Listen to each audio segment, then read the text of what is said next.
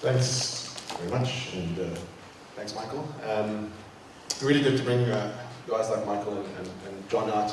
I think we're fortunate enough to engage with them when we're overseas, and to bring them out is really good. So, thank you guys. So, it's me. I really want to talk to you guys a little bit about our experiences, observations. A lot of them are anecdotal, really about what where are we in South Africa with regards to academic textbooks and what's going on. And really we're looking to answer that question. Is South Africa ready for ebooks? And if you sit down, publishers ask us, retailers ask us, schools ask us, and like all of those questions, it's a very, very complicated answer. So I'm hoping to get some questions, potentially some debate. And really what we're putting forward here is our observations. There's nothing really absolute. Who saw this article? I was quite shocked. And I thought, wow, that's a bold statement. When are we doing this? And where are we doing this? And how far away are we from this? Very far. And there's a lot of noise in the space. This is obviously, in Gauteng, we say, well, what's going on in Gauteng? Who's doing what? What really is the state of the entire ecosystem around textbooks? So, from what we've seen, and just to illustrate what the answer, how it can be delivered, is to start looking at, there's kind of three areas that we're watching, and those are sort of the schools, and then I'll talk a little bit about Cozy Kids and what we've seen there. And there are challenges, and we think the challenges are different for different sectors of the market. No one's quite there, but unless you understand what the challenges are and how you package the solution for those different segments, I think you're selling the wrong product to the wrong part of the market. So, someone like Parklands College, they've got, they're a one-to-one school. Every kid has a MacBook, and they kind of represent what people would believe is the idyllic technology environment. They've got everything. But they suffer from certain technological problems that are very difficult to overcome because they just don't have the fallback of taking on a book. And they have to have more resilient infrastructure because they've put all their eggs in that basket. So have they got the perfect solution, and is that how everyone should do it? They haven't got all the answers. I think they're pushing the boundaries, and all credit to them. But the problem set that they have is probably about as big as the others, but just in a different way, perhaps in a slightly different scale. Then if you look at sort of what would be like the Model C school, like Normal Henchwood, if we go there, they haven't gone and said, well, everyone's on books. So they can, roll out with certain grades, certain subjects, take a more tentative approach, but they have the benefit of internet connectivity. They have reasonable skills to manage IT rollout of tablets because they've got some existing IT infrastructure. But again, then they have challenges because it's not across the board. Now you've got an environment where you're doing a mix. You've got some print, and you've got some digital, and then you've also got fragmented platforms where certain books and certain subjects are delivered on one platform, and another subject is on a different platform. So you've got all this fragmentation that makes supporting it challenging in a completely different way. Again, but they don't have the scale issue because it's not the whole school. I don't know how many of you guys are familiar with this Cozy Cares project, but I've been really impressed at the approach. It's a research project. It's got very robust methodology, and it really is about trying to do very serious analytical and structured research into how do we leverage technology in a broad sense, but a lot of it's to do with tablets, etc., in rural schools. And in the beginning I thought, geez man, that's like really, really tough. Where do you begin?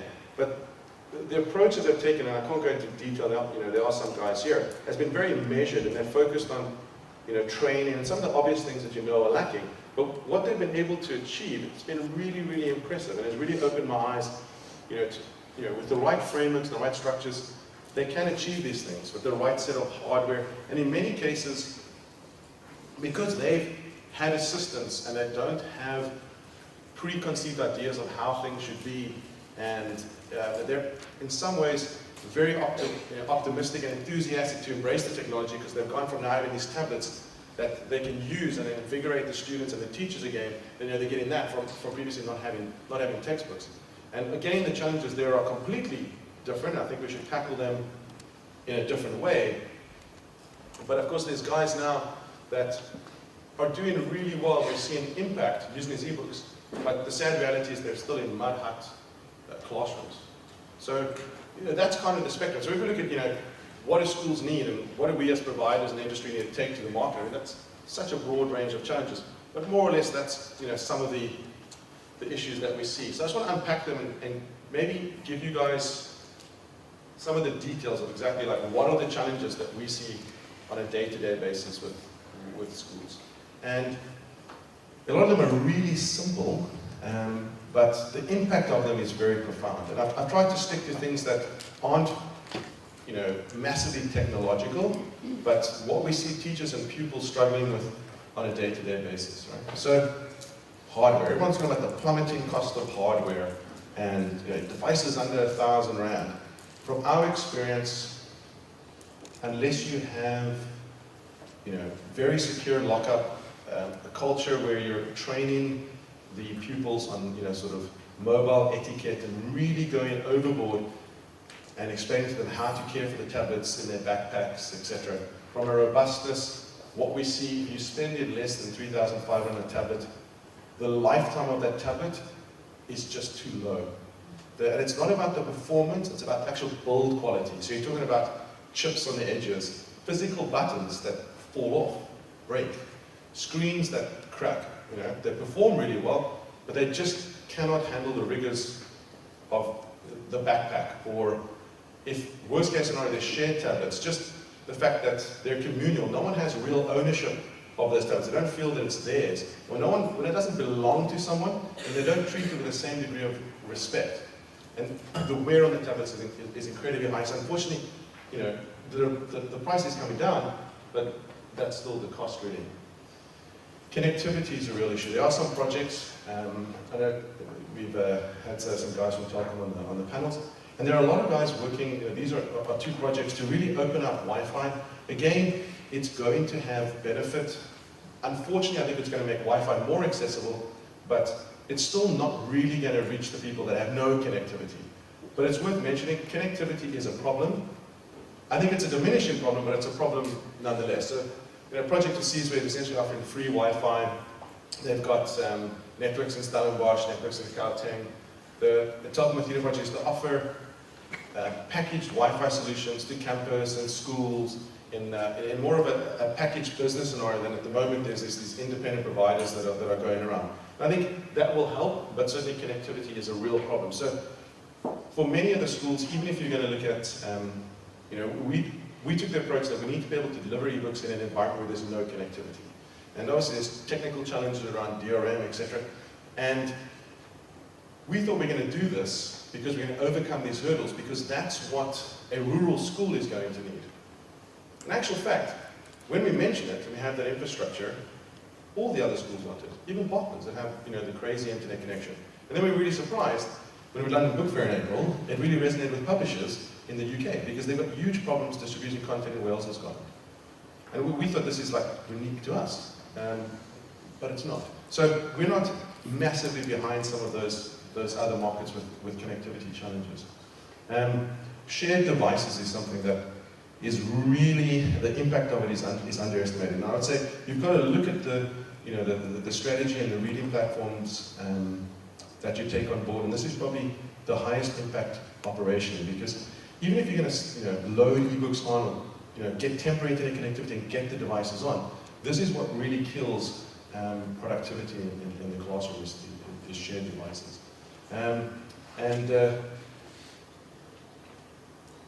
I'll touch a little bit on some of the challenges around the shared devices. So, what do schools really need? So, tying to the shared devices, the issue is that a lot of the reading platforms, you're going to load your books on, And then those are your books, and it belongs to you. And the assumption is that there's one student that's using that tablet.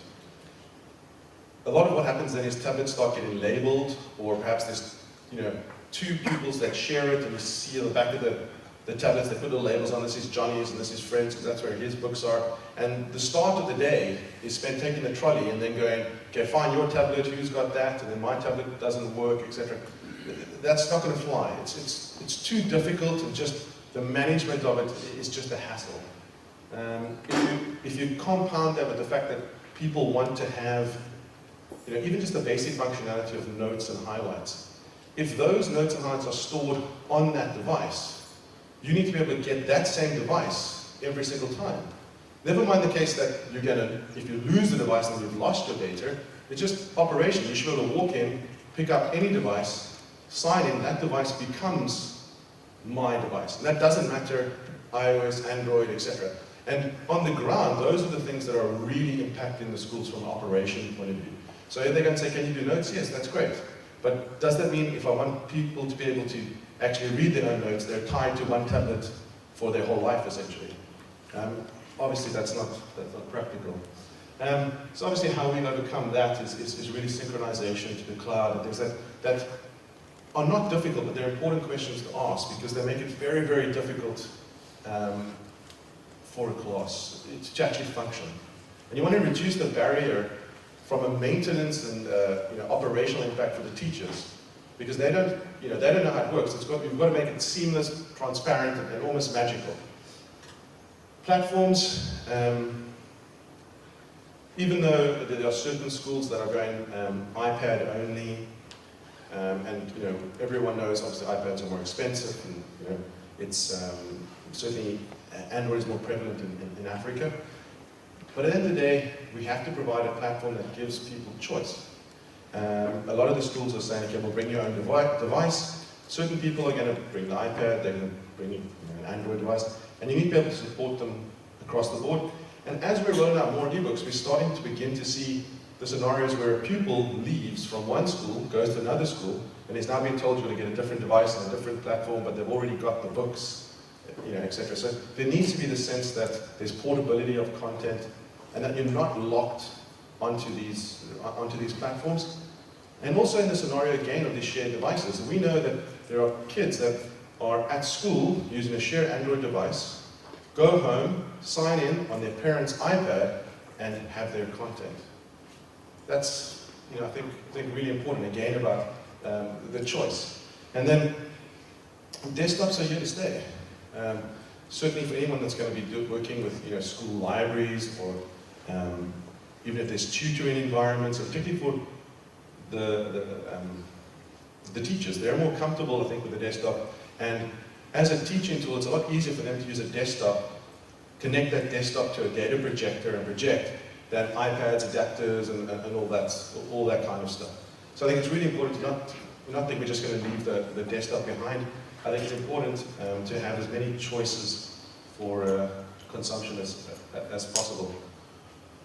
Formats. Obviously, we have to go to EPUBs. And PDF is kind of viewed as like the ugly stepchild format. But the reality is, often it's better to distribute the PDF. And we've seen this in schools where they're testing out ebooks. They're beginning to roll out tablets. Not everyone has a tablet. You've got scenarios where there's a class, some are on the ebook and some are on the print book. And even when you're looking at EPUB, particularly Reflowable, it causes small little disruptions, such as, let's turn to page 10. The PDF is page 10, and Reflowable, what page is that? It doesn't exist. It causes huge confusion. And in many cases, where the market is at the moment, they want the print book, and then they want the digital equivalent of the print book. Obviously, we know that's not enough, and that's not where we want to go and be, but that's where certain schools are at the moment, and you need to be able to give them that choice and say, here's a PDF, if you want to EPUB, great, you can also have it, but there's definite value in PDF still as a viable distribution mechanism for schools. Foreign language, I chose Arabic as an extreme, and we do Arabic textbooks in Tunisia, and but the same applies to Afrikaans even. A lot of reading platforms, the technical thing is they're not Unicode, so they don't have a little deeltekens and cuppies and things like that. You need to at least ask that question so you know that the books that you're delivering are actually going to be robust on that platform. Academic features, we've touched on that a little bit. It really is important, I think, to have notes and highlights. We found that the moment there is those small elements of engagement where they can take that content and personalize that a little bit, it actually makes them more engaged with the content. It makes it feel as if it's more theirs, and actually takes away some of the fear that they have that they've got this book and how are they going to interact with it now in a digital medium. I don't think that the highlights, for instance, that actually go in the digital books at the moment add any value. No one goes back and thinks, oh, that was a really important section because it's highlighted and I'll go and do it. But as far as them going through the process, and it's the same way as when people would study, they would write out things.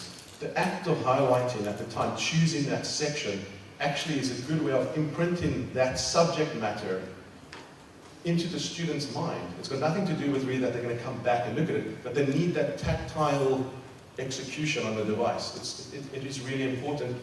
Will they go back and look at it? Who knows? A lot of schools are also looking in the ebook space to move to a model where they aren't buying the books.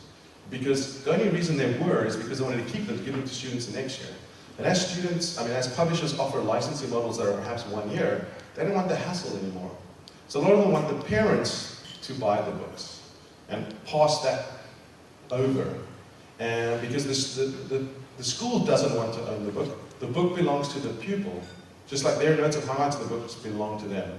So a lot of what we're looking to do is enable schools to be able to sell the books, essentially facilitate publishers and booksellers to buy it, to sell the books to the parents. So it's not, they don't have the ownership of the books. And a lot of them actually are really excited about not being burdened by the management and governance around the ebook purchases. So, that's pretty much it. And how we're looking really to solve this and engage with more schools. We are actually offering our ebook distribution and reading platform to all South African schools for free. I think there's still some lessons to be learned, but the reality is, even this event and everything, we want to grow the market. If we grow the market, learn really quickly, then I think everyone can benefit. So, if any publishers that are looking to engage with schools and you don't have a distribution mechanism, we're happy to provide it to the school for free, and you can distribute your books to them. Thank you. Any questions? Love to field one or two. I'd ask as well, I think it's really important if you are, there are lots of little things in user experience that have been unearthed, I think, with your research, Wesley, and things that publishers wouldn't instinctively know from the outside.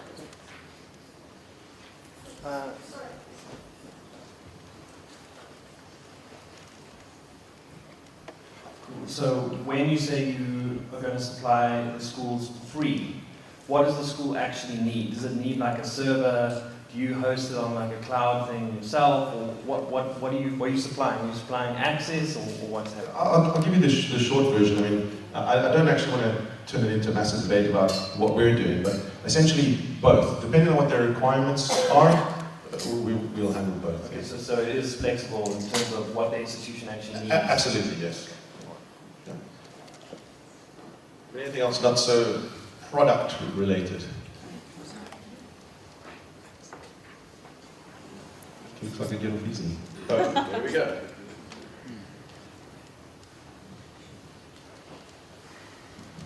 Just two comments. The first is, one of the challenges I think you haven't really considered is access to electricity, which is a serious problem in rural areas. I can touch on that a little bit. The access to electricity, a lot of the schools that are very rural do actually have electricity. Obviously there are challenges. A lot of them, what they do is they have charging stations that are these trolleys. They park them in safe, they're like almost like little gates, little cages, and they charge them up. And again, Curtis and Cares have worked a lot with these guys to solve their problems. And obviously it's not ideal. And I'm talking about our observations. I'm not looking to solve all of the problems. I'm certainly not looking to solve electricity at this stage. So there definitely are areas that are not addressable. But there are, guys doing actually quite surprising things. These trolleys that they have, a lot of them have solar panels built into them. They're charging off solar. But I think a lot of that is quite, at this stage, novelty, really. At the end of the day, there are going to be some fundamental requirements. There needs to be, electricity, preferably. But I think what I'm trying to illustrate there are people doing more than you would expect with less. And I'm more than anything inspired by that because I thought it would be more difficult. And in some cases, the people with less are, in certain areas, doing more than those that have everything like electricity.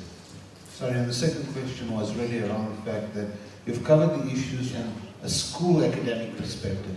Where are we at from a university academic perspective?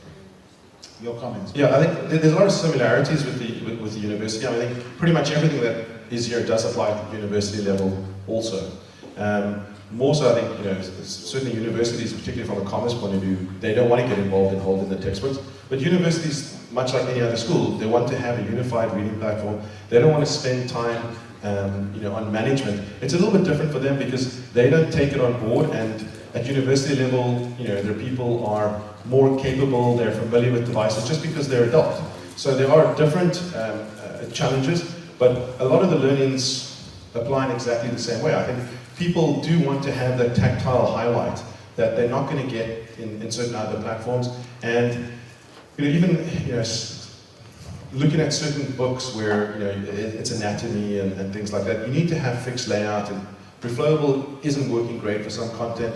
And people, again, it's not even about at university level. I think it's even more important to look at the tablet versus e-ink, etc. But really, I mean, I can chat to you and give you some extra info. But really, the point of this really was to talk about schools specifically.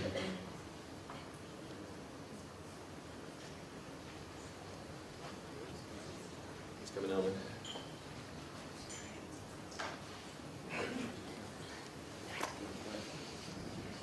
To ask, in terms of, I realized that you really tried to mimic the way that schools and kids were consuming books and information, and it was quite good.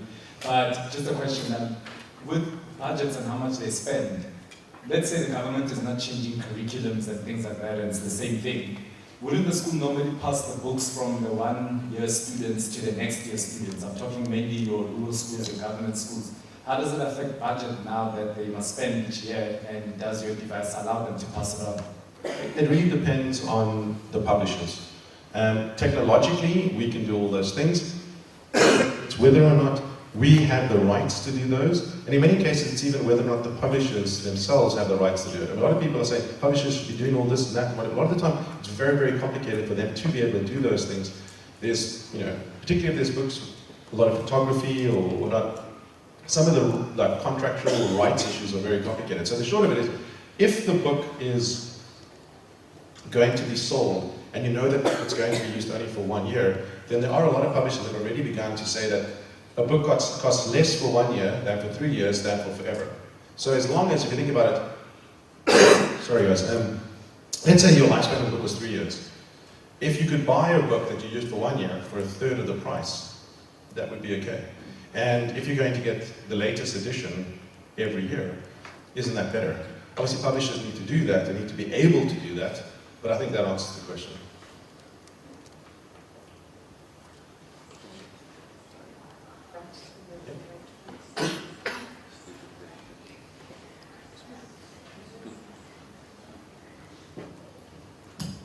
Hi, sorry. In your experience with the schools using the tablets and stuff, do they actually make it through a school day using the full interactions and everything that the devices have to offer? Do you mean interactions in the content, or interactions sort of on the device, like? Yeah, obviously apps, that's like covered from the device, but do they actually manage a full school day? Pretty much, yeah. I mean, obviously, in the environment, I mean, some schools are locking down the tablets because the tablets belong to the school. There is no Angry Birds on the tablets, so there's different scenarios. But at the end of the day, you can get pretty far with the use of the devices as long as they're not high intensity. Remember, a lot of what you're doing when you're consuming ebooks is offline. What chows data is Wi-Fi. Wi-Fi and cellular. you're not streaming it. These books have been downloaded once on the device, you don't need any connectivity. So if you do the exercise of take your phone, don't connect to the internet, turn off your Bluetooth, Wi-Fi, everything, basically do nothing with it, and see how long your battery lasts. Yeah. You can make a day. It's going to last a while. Yeah. And then a question on your application, I guess. If I'm not connected to the internet, when will that device sync my cloud services like my bookmarks? As soon as you connect to the internet. So let's keep that. Yeah. Awesome. Yeah. Cool. I think that's it. I think so. Thanks very much, guys.